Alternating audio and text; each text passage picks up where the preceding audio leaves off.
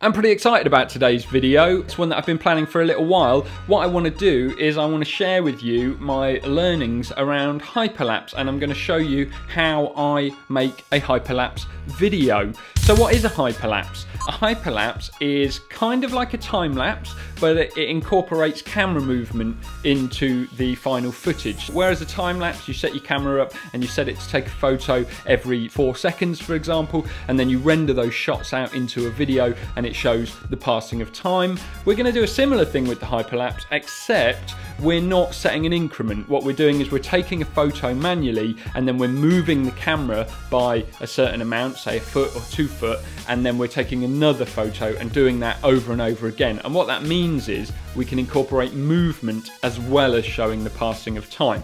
So in order to do it, we need to set our camera up in a pretty specific way in order to make sure the shots are usable. I will be using my camera today in complete manual mode, which means we've got total control over the exposure and all of the other settings on the camera. The reason we do this is so that if the light changes or anything, when we render out shots, then quite often you can get flicker, which isn't very nice. So by using it in manual, it just means we make sure that everything is consistent across the board. Aperture, I'll be shooting wide open because it adds a nice bit of depth to the images, and it also minimises the chance of any artifacts such as sort of dust in the lens or anything being prominent in the shots. So that is the camera setup that I'll be using. As far as the exposure, I tend to just slightly underexpose the shots because if the light changes while we're shooting, then it's easy for us to blow out the highlights, and once they're gone, you can't get them back. Whereas if we underexpose slightly, it's very easy for us to lift the shadows in an image and mean that we can end up with nicely exposed shots across the board. Other considerations then that are very important for a hyperlapse is the framing of the shot, and I mean this in 2 ways. So first of all, I'm going to be using a wide angle lens for the shots. I'm using the Canon 10-22mm, and what that means is with my crop factor at its widest, I will shoot all of my images at about 16mm, which means it gives me the flexibility in post-production to choose the composition that I want to use. I can't add image that doesn't exist, but I can always crop in and choose the best part of the image. The second reason why this is really important is because we're going to be using some stabilization in post-production to create smooth movement, and stabilization will always crop in to the image as it sort of crops and rotates to smooth the movement as much as possible. So what I've made the mistake in the past of doing is composing the shot as I want it to be when I take it, and then in post-production it crops in further, and then I don't end up with the composition that I wanted. So I'll be shooting nice and wide to make sure that's the case.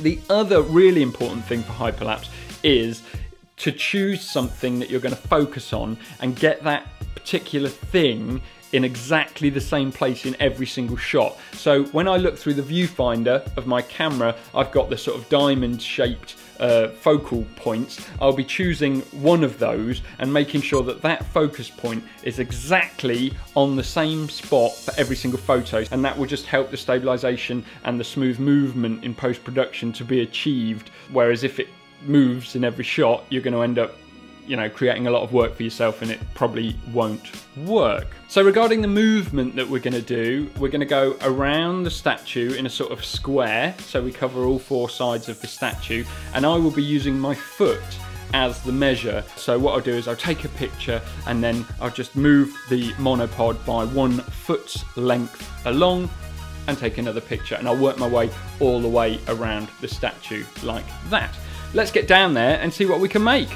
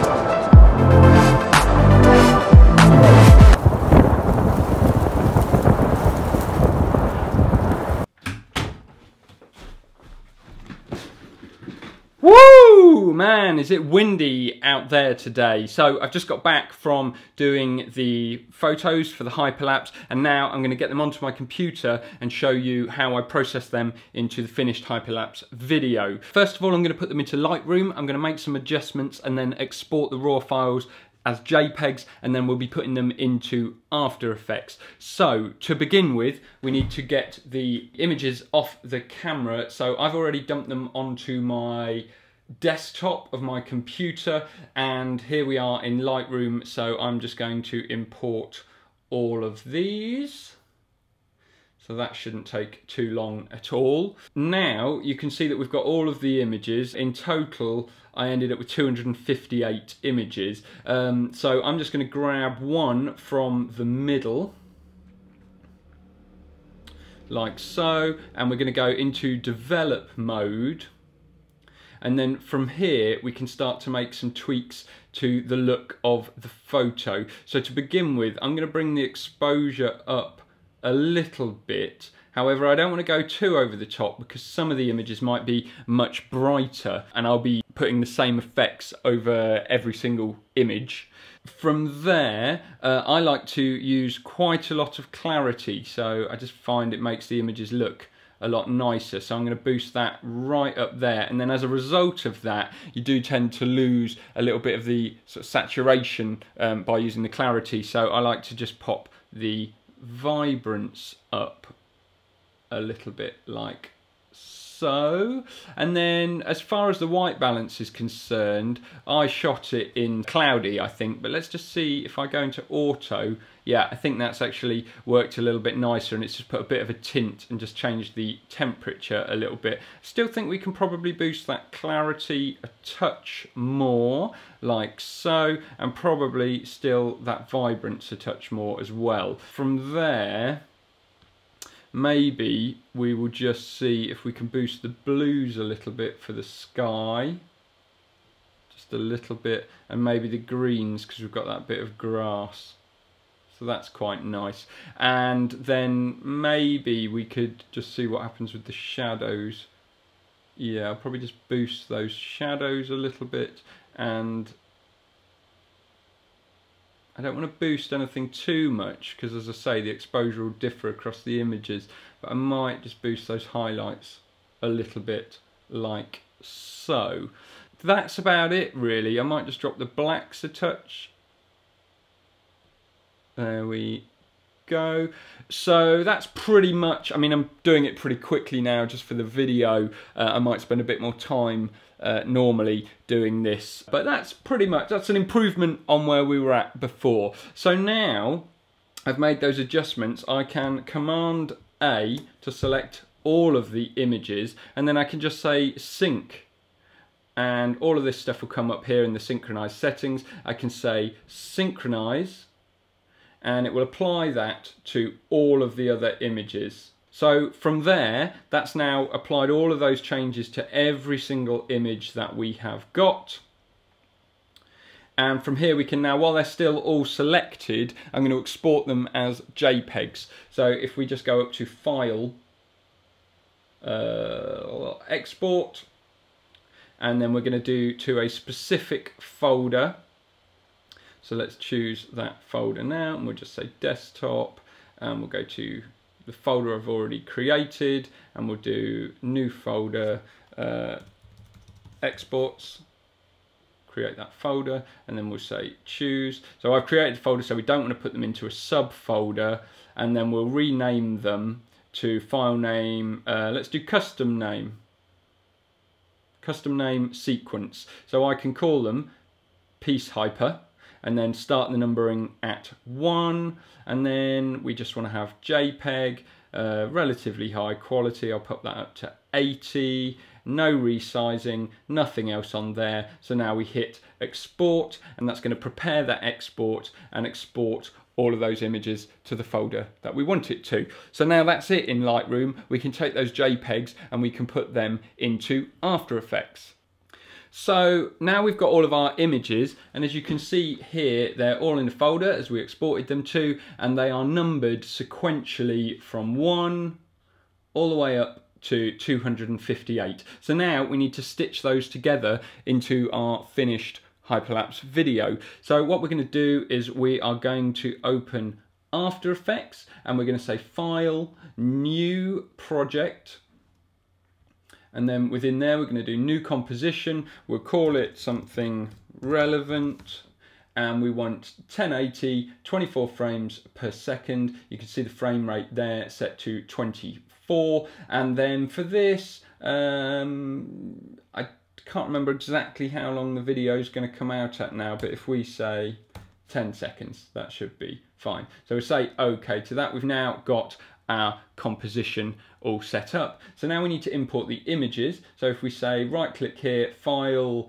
Import File, and then from our finder we can go to desktop where I've kept my images, into the exports, and then just click on the first one, and you'll see here that what's come up is JPEG sequence. So you want to make sure that that is ticked and then say OK. And what that's going to do is it's going to import all of the images as one clip, which is exactly what we want. However, there are a couple of things just to note. When it imports them, for some reason it seems to import it always at 30 frames per second. So if we say interpret footage here and click main, then we can assume this frame rate and we can change that to 24 frames per second. So then we say OK on that, and we can drag this into our work area, and obviously it's massive compared to our composition area, so then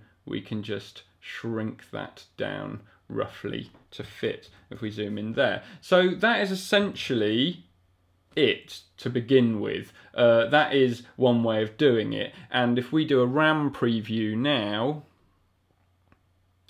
you can see that it's kind of created what we're looking for. However, it's not going to look great if you export it like this right now, because it's going to look a bit wobbly. So the next thing that we can do is we can actually go to Effects and we can apply the warp stabilizer. Now that's appearing there because I use it quite regularly. If you haven't used it before, I believe, yeah, it's under Distort, and then you go down here and you've got warp stabilizer. So what the warp stabilizer will do is it's going to analyze the footage, and you'll see this blue bars come up here, so you know that it's analysing the footage. And once it's done, it's going to give you all of these different settings, and you'll need to play around with these. I'm certainly not an expert when it comes to this. I'm kind of guessing a little bit, but I have found the subspace warp and allowing it to use stabilize, crop and auto rotate is quite helpful for getting those settings. Now you will see it's going to take quite a while to stabilize every single frame, so I'll probably jump ahead now. Okay, so now the After Effects warp stabilizer has finished analyzing the footage, and this is what it's come back with. And I've had a little play around with it, but you can see, I mean, this isn't at real-time frame rate, but the difference is absolutely amazing. It's like witchcraft or something. I don't know how it does it at all, but it's absolutely amazing. So I've played around with these settings a little bit, and like I say, I'm by no means an expert. This is just trial and error, but I have found for this particular load of images, I've gone smoothness 76%. I'm using smooth motion here for the type of stabilization, and I've gone for the method of position, scale and rotation. And then for additional scale, I've left that at 100%, and that has left me with the footage that you can see here, which is pretty good. Now, it's really, I'm very pleased with it around this particular area. Towards the end, though, unfortunately, there is something going on a bit weird. It's not managed to stabilize it quite as effectively. Now I think there's a few reasons why that is, and I think that's probably because towards the end I'd been out there for quite a while. I probably didn't do quite as good a job at leveling my monopod, and it was so windy that it was really difficult to get anything. So, you know, I'll have to edit a little bit creatively around that end bit. but you live and learn. So, but that's, you know, I'm pretty pleased with how it's come out in general. So now we've got that footage. The only thing that's left to do with it now is to export it. So to export it, we click up here to composition and we say add to render queue, and that's going to bring up the render queue down here. And then for me, I'm leaving all of these settings as is. So we've gone into here, we've got full 1920 by 1080p. We've got use the comps frame rate, which is 24 frames per second, and that is fine, so we're okay on that. Then for the next set of settings, we're going to leave all of these exactly as they are, and then finally we just need to go to the output, and let's just call this piece hyper, and we'll put it into our folder where all of the other ones is that you can see there. So then we say save, and then we're going to click render, and it's going to begin rendering that out, and it's probably going to take a few minutes to do that. So that's everything as far as the process. So we put the images into Lightroom, we tweak them, get the light the way that we like them, and then once we've exported them from Lightroom, we drop them into After Effects, run the warp stabilizer, and then export the final video. Now, I've put that then from there into Final Cut and just done some other edits and sort of reversed it and played it just to do some fun things with it. So the final footage looks something like this.